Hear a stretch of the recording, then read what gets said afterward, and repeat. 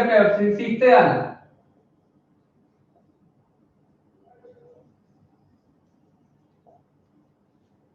ठीक है ना, रिलेटिव इन 2D टाइप की चीज है ये। कोलिजन ऑफ टू प्रोजेक्टाइल, बड़ा आसान तरीका है ये समझने का कि दो प्रोजेक्टाइल टकराएंगे कि नहीं टकराएंगे। मतलब इस टाइप के क्वेश्चन आएंगे कि एक को फेंक दिया मैंने 25 मीटर पर सेकंड से 37 डिग्री पर, एक को फेंक दिया मैंने 40 मीटर पर सेकंड से 53 डिग्री पर, इनके बीच का डिस्टेंस है 20 मीटर। तो मान लो पूछे will they collide in mid air, क्या वो हवा में टकराएंगे? तो क्या लगता है आपको, क्या ये हवा में टकराएंगे, यस और नो?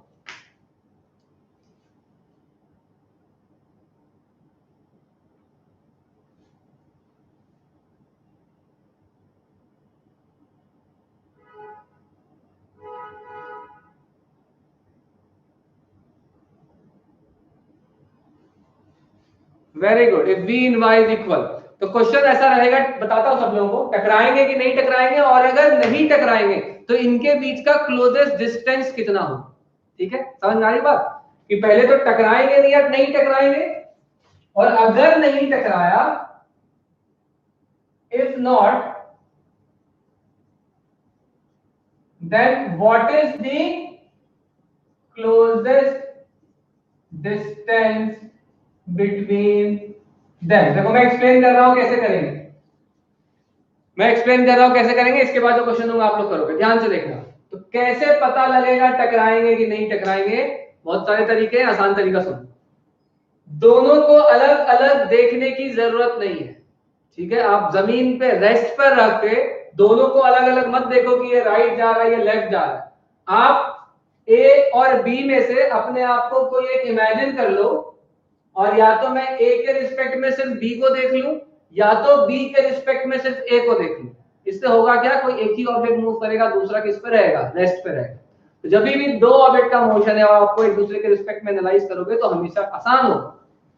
तो पहले क्या करते हैं, देखो अगर मैं विद रिस्पेक्ट टू ग्राउंड लिखता हूं, देखते हैं ना फटाफट, स्टेप नंबर 1 लिख रहा हूं। तो 25 cos 37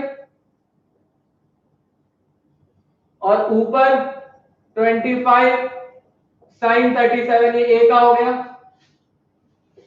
बी का बताओ भाई, 40 cos 53, ऊपर कितना हो गया 40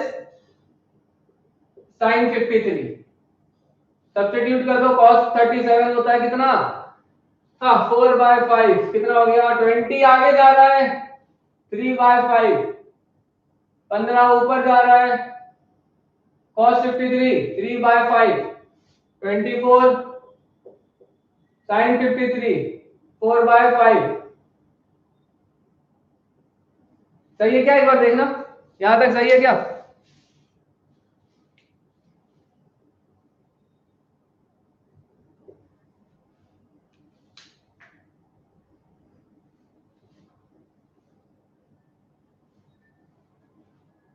वेरीफाई कर लिया करना है ना, सही है।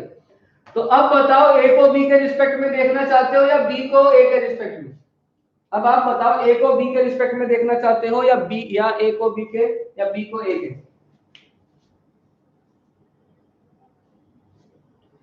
सोमया ने कह दिया A with respect to B, A with respect to B.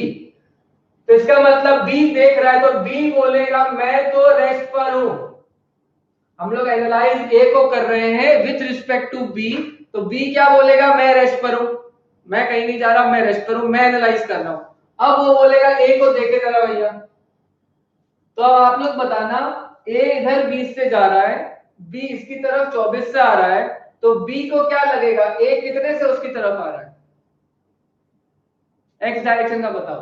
ए खुद 20 से जा रहा है, बी भी इसकी तरफ 24 से आ रहा है, तो बी को क्या लगेगा कि ए कितने स्पीड से उसकी तरफ आ रहा है?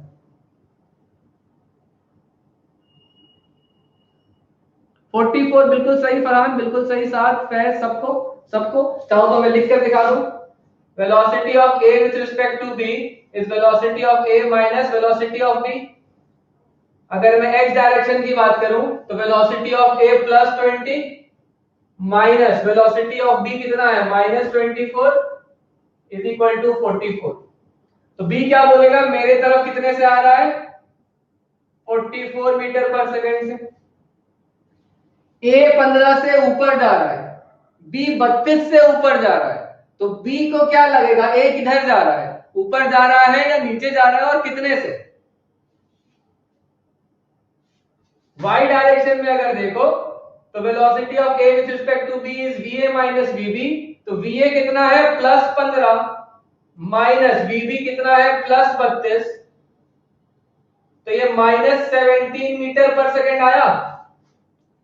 मतलब b को लगेगा a आगे 44 और नीचे जा रहा है कितने से -17 मीटर पर सेकेंड का, चलो अंडरस्टूड है -17। अब ये बताओ स्टेप 2 क्लियर है।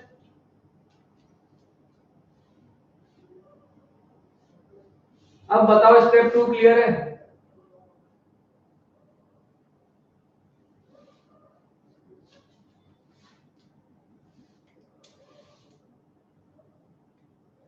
वफर नहीं कर रहा है, बताओ फारिया क्या डाउट है। चलो जरा देख ले डाउट सुन ले भाई। बी बोलेगा मैं रेस्ट करूं, ए उसको लगेगा 44 से इधर आ रहा है और 17 से नीचे जा रहा है, माइनस हटा देता।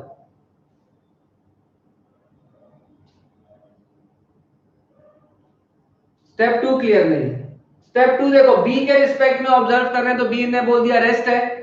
Velocity of A with respect to B क्या होता है velocity of A minus velocity of B, ये तो स्टैंडर्ड फॉर्मूला है। अब देख लो एक्स डायरेक्शन में velocity of A +20 minus velocity of B कितना है -24, वेलोसिटी वेक्टर क्वांटिटी है भाई, तो +20 माइनस ऑफ -24 +44, मतलब बी बोलेगा ए उसकी तरफ 44 से आ रहा है। वाई डायरेक्शन में देखो velocity of A with respect to B is va minus vb, तो velocity of A +15 minus velocity of B +32, 15 minus 32 -17, minus आ गया मतलब बी को लगेगा ए किधर जा रहा है नीचे, कितने से 17 से।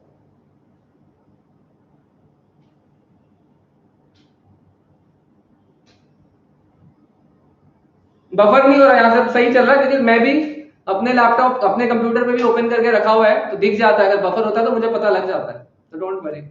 बफर होता है तो मैं खुद ही रुक जाता हूँ अगर ऐसा होता है। ठीक है भाई फारिया क्लियर है। डिस्टेंस बिटवीन देम क्या था मुझे भी नहीं याद है क्या था,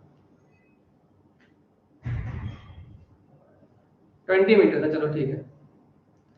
ओके तो अब देखो टकराएगा नहीं, आपको दिख गया टकराएगा नहीं, वो आपको दिख गया क्योंकि बी क्या बोल रहा है मैं रेस्ट पर हूं और जो ए है वो आगे बढ़ रहा है 44 से और नीचे जा रहा है 17 से मीटर पर सेकेंड।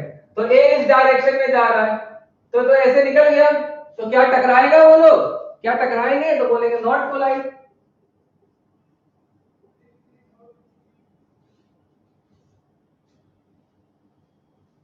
सही बात है, नहीं टकराएंगे, क्लियर हो गया। अगर ये 17 के बदले 0 होता तब जाके टकराए।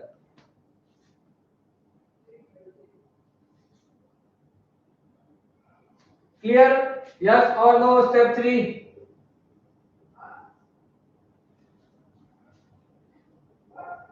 बोलो जल्दी बोलो।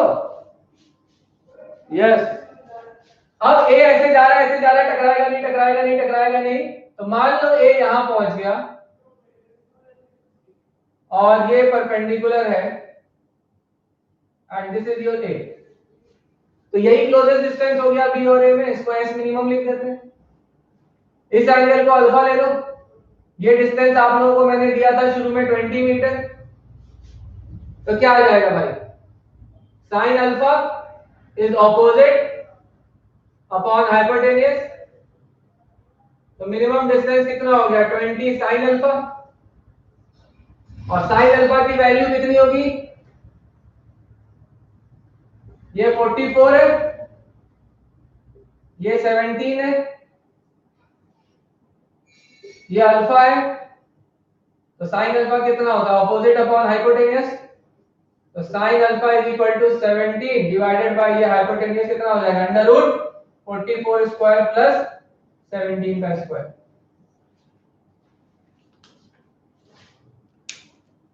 सेम ही मेथड है, तभी तो बताया क्लोजेस्ट अप्रोच सेम मेथड। एक रुका हुआ है, दूसरा ऐसे जा रहा है, सिंपल लॉजिक है, देख लो समझ लो, कोई बहुत कॉम्प्लिकेटेड चीज नहीं है। बी रुका हुआ है, ये ऐसे जा रहा है, तो क्लोजेस्ट ये हो गया। ये 20 मीटर डिस्टेंस दिया था, ये 20 cos अल्फा, ये 20 sin अल्फा। सेम क्वेश्चन है, बस अलग चीज में पूछ लिया है। 20 sin alpha is your answer. sin alpha कैसे ढूंढोगे? ये 44 है, ये 17 है, तो sin alpha is 17 by hypotenuse.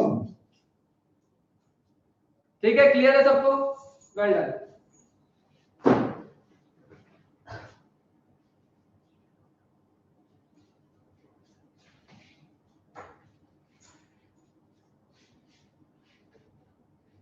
अब आप लोगों को क्वेश्चन दूंगा मैं।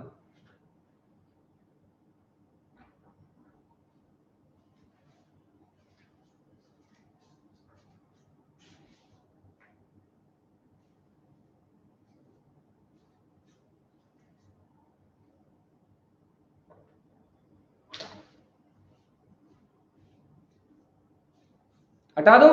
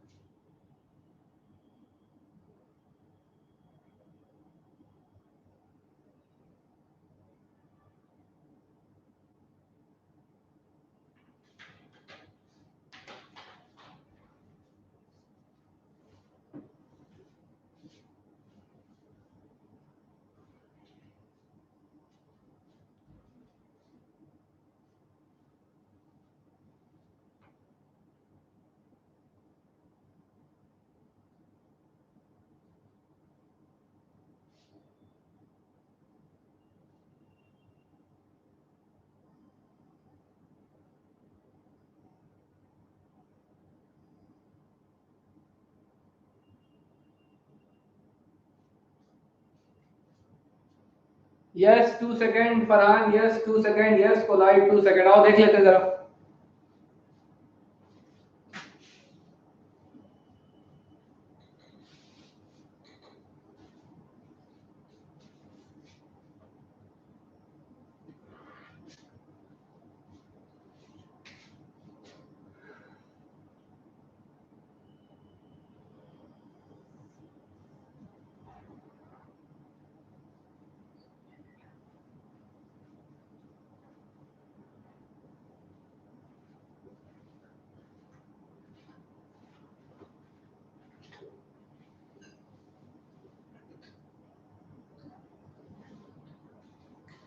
With respect to ground clear है? बी को 10 मीटर से ऊपर फेंका, 10√2 को तोड़ोगे, 10√2 cos 45, 10√2 sin 45। अब मान लो ए विथ रिस्पेक्ट टू बी, तो बी क्या बोलेगा? मैं तो रेस्ट पर हूं। बी भी 10 से ऊपर जा रहा है, ए भी 10 से ऊपर जा रहा है, तो बी बोलेगा ए ऊपर जा ही नहीं रहा, दोनों 10 से ऊपर जा रहे हैं, है ना? वाई डायरेक्शन में velocity of A with respect to B हो जाएगा 10 - 10 is equal to 0। X direction में velocity of A with respect to B हो जाएगा 10 - 0 इज 10। तो बी बोलेगा ए मेरी तरफ 10 मीटर पर सेकंड से आ रहा है, और ये जो डिस्टेंस है ये 20 मीटर है, तो आके टकरा जाएगा, सीधा सीधा मेरे पास आके टकरा जाएगा, तो कोलाइड तो करेगा ही। और कितनी देर में करेगा? डिस्टेंस कितना है? 20 मीटर, स्पीड कितनी है? 10 मीटर पर सेकंड, तो जो टाइम है वो क्या हो जाएगा? 2 seconds. Yes and 2 second is the correct answer. काफी लोगों ने बोल दिया, वेरी गुड, सही है, बात समझ में आई। इसमें एक चीज का आपको ख्याल रखना पड़ेगा, क्या? आंसर सही है, बट एक चीज का ख्याल रखना पड़ेगा, कोई बता सकता है क्या? एक चीज का इसमें ख्याल रखना पड़ेगा, वो क्या है? कौन बताएगा? किसका चल रहा है दिमाग? बिल्कुल सही साहब। टाइम क्या है, बी का टोटल या ए का टोटल? ओवरऑल मिनिमम टाइम क्या है? ये भी है कि 2 सेकंड इसके अंदर होना चाहिए। जैसे ये 10 मीटर पर सेकंड है, तो ऊपर जाने में 1 सेकंड लगेगा u बाय v, नीचे आने में 1 सेकंड लगेगा u बाय v। तो total time of the flight 2 seconds. इसका भी टाइम ऑफ द फ्लाइट निकालोगे तो कितना आएगा? 2 सेकंड्स। तो जो भी आपका आंसर आ रहा है वो टाइम ऑफ द फ्लाइट के बराबर या उससे कम होना चाहिए, वरना एक गिर गया तो सारा कंसेप्ट फेल। ठीक है, ये ध्यान रखना। तो जो भी आंसर आएगा, note that this should be less than or equal to time of flights of both। दोनों के टाइम ऑफ द फ्लाइट से कम होना चाहिए। साइन कन्वेंशन तो ठीक ही है, लेकिन हाँ टाइम ऑफ द फ्लाइट बिल्कुल सही। अब 2 सेकंड में टकराएगा, लेकिन 2 सेकंड के पहले ही अगर गिर गया तो क्या फायदा होगा? 2 सेकंड के पहले ही अगर गिर गया तो काम खत्म।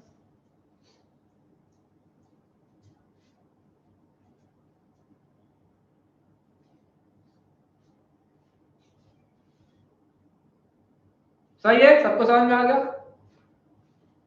नहीं, कोलाइड करेंगे ना इसमें, तो परफेक्ट 2 सेकंड आ गया, मतलब बी जब ऊपर जाकर जैसे यहां गिरा उसी वक्त ये भी आकर उस पर गिर गया, तो कोलाइड करेंगे। यस, 2 सेकंड आ रहा है, इसका टाइम ऑफ द फ्लाइट भी 2 सेकंड है। जैसे ये ऊपर गया और नीचे जैसे इस पे गिरा तब तक ये भी आकर उस पर गिर गया, बिल्कुल जमीन पे ही कोलाइड करें।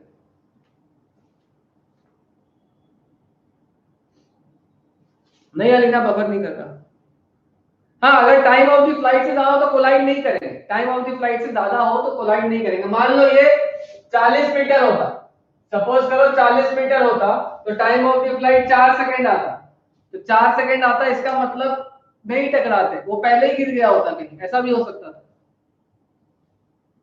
अब बाउंस वाला क्वेश्चन करेंगे, वो इलास्टिक कोलिजन में बाउंस वाले क्वेश्चन भी आते हैं। अभी अगर आ गया तो बोलेंगे नॉट कोलाइड।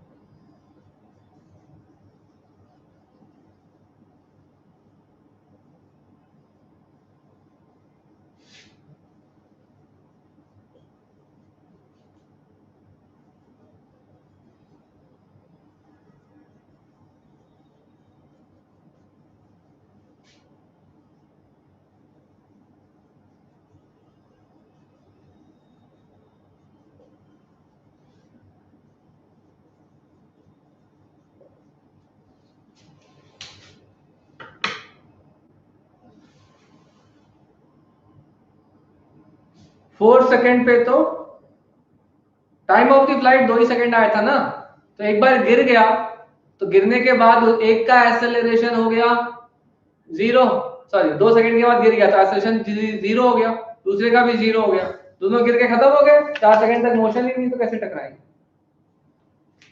है ना? देखो ये यही गिर जाता और ये यहां जाके यहां गिर जाता 2 सेकंड में, तो टकरा नहीं पाते, है ना। 4 सेकंड में कब टकराते?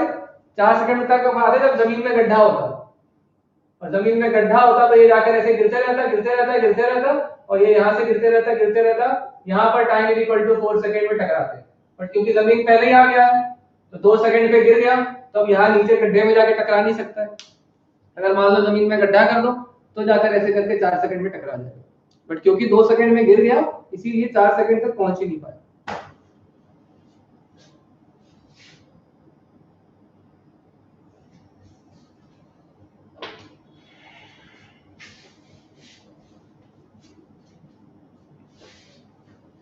will not collide 30 metre 0.5 second.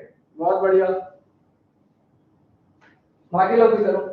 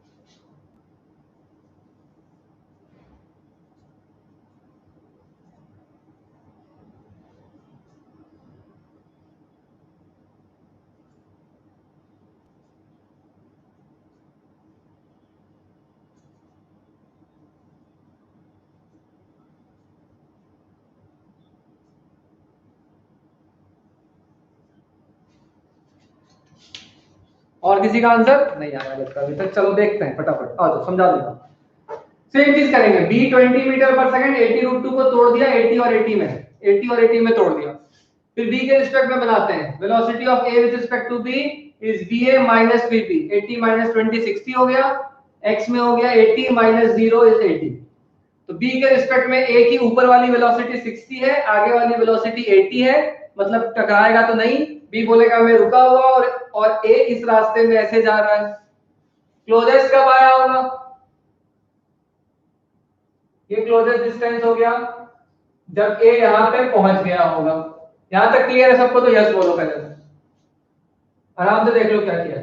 पहले विद रिस्पेक्ट टू ग्राउंड बनाया, फिर विद रिस्पेक्ट टू b बना दिया, फिर डायग्राम ड्रॉ कर दिया। 3 स्टेप, पहले विद रिस्पेक्ट टू ग्राउंड बना दिया, फिर विद रिस्पेक्ट टू b बना दिया, और फिर उसका डायग्राम बना दिया।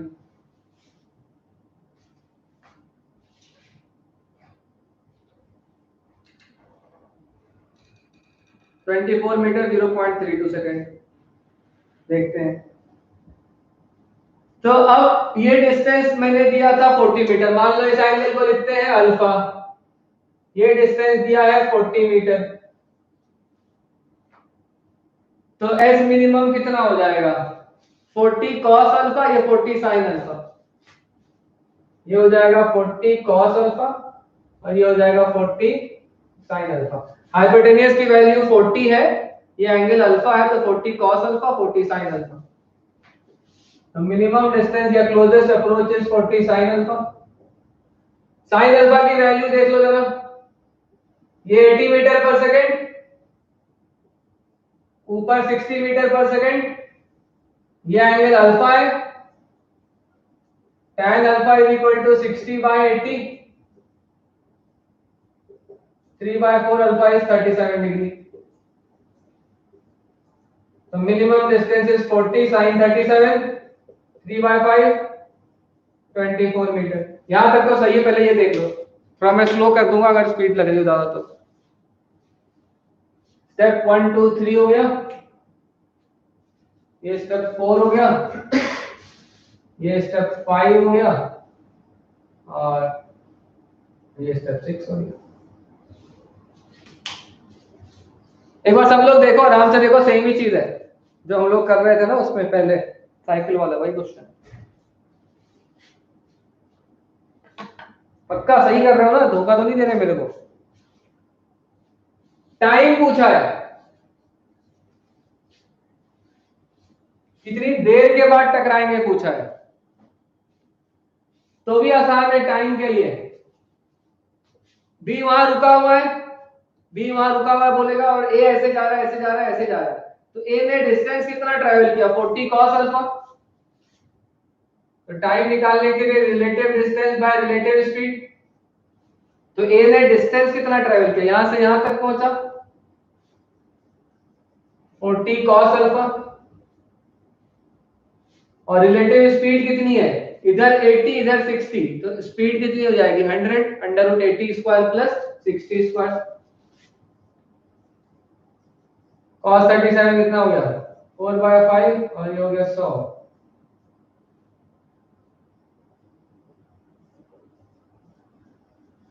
सही है क्या?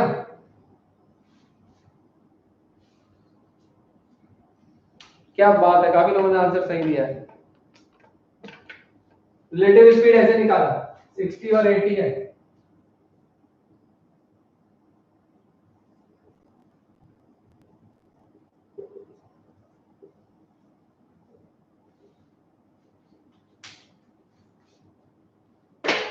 ठीक है, तो आपको लग रहा होगा, पहले देखो एक चीज बताओ, लग रहा होगा कि डिफिकल्ट है, बट ऐसा नहीं है। जब आप प्रैक्टिस करोगे 2-3 बार तो ये सब बहुत जल्दी सॉल्व कर लोगे, बहुत जल्दी, और आसान लगेगा, इसलिए ये सब क्वेश्चन बहुत आते भी हैं।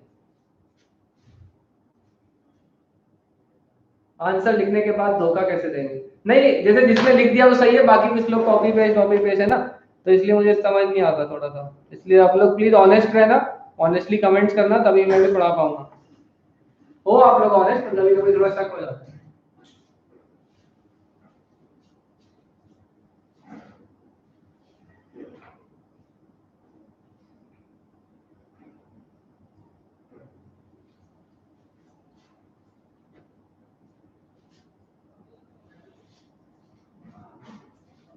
फोर्थ स्टेप पुष्पक पूछ लो, शर्माना नहीं है, फोर्थ स्टेप बोला है उसने। ये 40 मीटर है, ए से लेके ये दिया हुआ है 40 मीटर, ये राइट एंगल ट्रायंगल है, ये हाइपोटेनियस है, तो और ये शॉर्टेस्ट डिस्टेंस था, तो एंगल के साथ वाला cos अल्फा, एंगल के सामने वाला sin अल्फा, तो मिनिमम डिस्टेंस 40 sin अल्फा हो गया।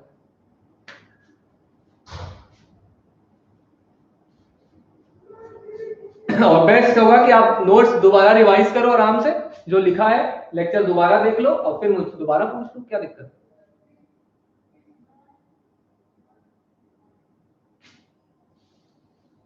ठीक है, मैं एक स्टेटमेंट लिख रहा हूं, फिर क्लास खत्म करूंगा।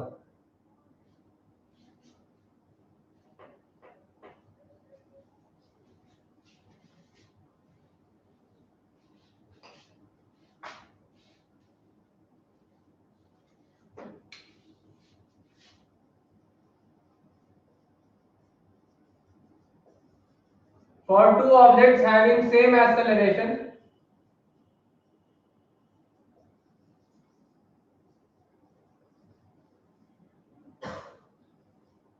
they will collide if their velocity along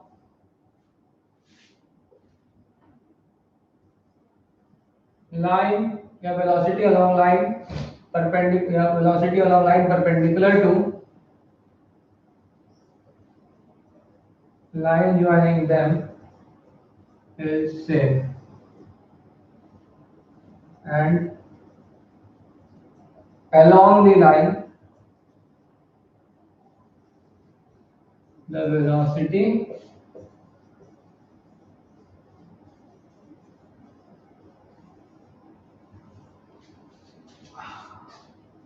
ठीक है, देखो क्या बोल रहा हूं, जो सेम चीज है उसको स्टेटमेंट में लिख दिया है, for two objects having same acceleration, ठीक है, एक्सेलरेशन सेम है, तो कब कोलाइड करेंगे, if their velocity along line perpendicular to line joining them, मतलब मान लो ये A है और ये B है, इसको इधर से फेंका V1, इसको इधर से फेंका V2, इनको लाइन से ज्वाइन कर दिया, ये एंगल अल्फा, ये एंगल बीटा, तो लॉजिक क्या है कि दोनों कब टकराएंगे, जब velocities along line perpendicular to the line joining them, तो पहले दोनों ऑब्जेक्ट को लाइन से ज्वाइन कर दो, उसके बाद दोनों की वेलोसिटी उससे परपेंडिकुलर निकालो, तो ये आ जाएगा v1 sin अल्फा और ये आ जाएगा v2 sin बीटा।